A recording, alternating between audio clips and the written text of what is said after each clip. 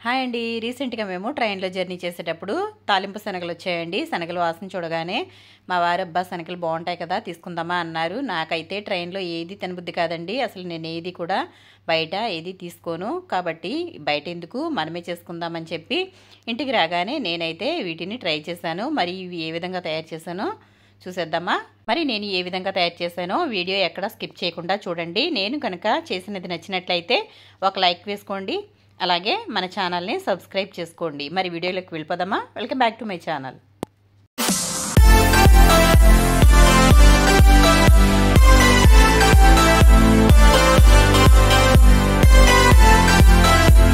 ముందుగా నేను ఇక్కడ శనగలు తీసుకున్నాను. ఇవి నల్ల శనగలండి. అలాగే కాబూలీ శనగలు కూడా ఉంటాయి, తెల్ల శనగలు.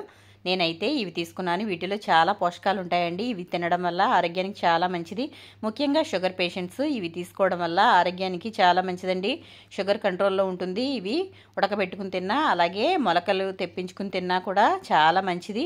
నేను వీటిని బాగా కడుక్కుని ఈ విధంగా ఒక 5 గంటల సేపు అయితే నానబెట్టుకున్నాను. మనకి ఇవి పూర్తిగా నానే వరకు వీటిని ఈ విధంగానే నానబెట్టుకోవాల్సి ఉంటుంది. ఇవి పూర్తిగా నానిపోయిన తర్వాత మనం వీటిని చూద్దాము. ఇదిగోండి, పూర్తిగా నానిపోయాయి. మనము వీటిని ఒకసారి గోరుగిచ్చినట్లయితే ఇది చక్కగా ఇలా ఉండాలండి. ఇప్పుడైతే మనకి ఇవి పర్ఫెక్ట్గా నానినట్లే. ఈ విధంగా నానిన శనగల్ని ఇప్పుడు మనం ఒక గిన్నెలో వేసి ఉడికించుకుందాము. చాలామంది కుక్కర్లో వేసి ఉడికిస్తూ ఉంటారండి. కుక్కర్లో వేయడం వల్ల ఇవి బాగా మెత్తగా అయిపోతాయి. అలా అయిపోతే బాగోదు. కాబట్టి నేనైతే ఈ విధంగా విడిగా గిన్నెలో అయితే వేస్తున్నాను. చూసారు కదా, ఆ నీళ్ళలోంచి ఈ విధంగా అయితే శనగల్ని వేరే గిన్నెలో వేసుకున్నాను. ఇప్పుడు ఇవి ములిగే వరకు వీటిని నీళ్లు పోసుకోవాలి. ఈ నీళ్లు పోసుకున్న తర్వాత మనం స్టవ్ వెలిగించుకుని ఉడికించుకుందాము. శనగల ఆరోగ్యానికి చాలా మంచిదండి. పిల్లలు ఈవినింగ్ ఇంటికి రాగానే, స్కూల్ నుండి రాగానే చక్కగా ఈ విధంగా చేసి పెట్టండి. చక్కగా తినేస్తారు. ఇవి కారం కారంగా చాలా బాగుంటాయి. మరి పిల్లలకు ఆరోగ్యం కూడానండి. కాబట్టి బయట ఫుడ్లు కాకుండా సాయంత్రం రాగానే ఇవి తయారు చేసి పెట్టడం వల్ల చక్కగా తింటారు. అలాగే ఆరోగ్యానికి కూడా మంచిది కదా. పిల్లలు పెద్దలు ఎవరైనా ఈజీగా తినేయచ్చు చక్కగా. నేనైతే ఇప్పుడు స్టవ్ వెలిగించుకుని ఈ విధంగా అయితే ఉడికించుకున్నాను. ఇప్పుడు ఉడికాయో లేదో చూద్దాము. ఇవి ఒక 20 నిమిషాల పాటు చిన్న మంట మీద ఉడికించుకున్నట్లయితే చక్కగా ఉడికిపోతాయండి. ఒకసారి అయితే చూద్దాము. మనం ముందుగా ఇవి స్టవ్ మీద పెట్టుకున్నప్పుడు ఉప్పు అయితే వేయలేదు కదా. మనం ముందుగానే ఉప్పు అనేది వేయకూడదండి. ఆ విధంగా ఉప్పు వేసుకున్నట్లయితే శనగలు అనేవి ఉడకు చాలా టైం పట్టేస్తుంది. కాబట్టి ఇవి ఒక 75% వరకు ఉడికిన తర్వాత మాత్రమే ఉప్పు వేసుకోవాలి. నేనైతే ఈ విధంగా నొక్కినప్పుడు పిండిలాగా బయటకు వచ్చింది కదా, మనకి 75% అయితే ఉడికిపోయింది. ఇప్పుడు ఇందులో అయితే నేను సరిపడా ఉప్పు అయితే వేస్తున్నాను. మళ్ళీ ఇంకొక 10 నిమిషాల పాటు ఉడికించుకుందాము. ఇది చిన్న మంట మీద ఉడికించుకోవాలి. అప్పుడే మనకి చక్కగా ఉప్పు అయితే బాగా పడుతుంది. 10 నిమిషాలు ఉడికించిన తర్వాత మనం స్టవ్ అయితే ఆఫ్ చేసుకుందాము. మళ్ళీ ఒకసారి చెక్ చేసుకుందాము. ఇలా చిన్న మంట మీదే ఉడికించుకోవాలి. మనకి శనగలు పూర్తిగా ఉడకక్కర్లేదండి. 95% వరకు ఉడికితే మనకి సరిపోతాయి, తినడానికి బాగుంటాయి. కాబట్టి ఈ విధంగా అయితే ఉడికించుకోవాలి. ఇప్పుడు మళ్ళీ ఒకసారి ఈ విధంగా కలుపుకున్న తర్వాత ఇప్పుడు మళ్ళీ చెక్ చేసుకుందాము. ఈ విధంగా మనం 2 బయటికి తీసుకున్న తర్వాత ఇదిగోండి ఈ విధంగా అనడం వల్ల చక్కగా మనకి పిండి పిండిలాగా అయిపోయింది కదా. ఇప్పుడు మనకి పర్ఫెక్ట్గా ఉడికిపోయాయి. ఇప్పుడు మనం స్టవ్ ఆఫ్ చేసుకుందాము. స్టవ్ ఆఫ్ చేసుకున్న తర్వాత ఇంకొక స్టవ్ మీద ఒక బాండీ అయితే పెట్టేసుకుందాము. బాండీ పెట్టుకుని స్టవ్ వెలిగించుకుందామండి. ఇప్పుడు ఇందులో కొంచెం ఆయిల్ అయితే వేసుకుందాము. ఇందులో ఆయిల్ ఎక్కువగా వేసుకోకూడదండి.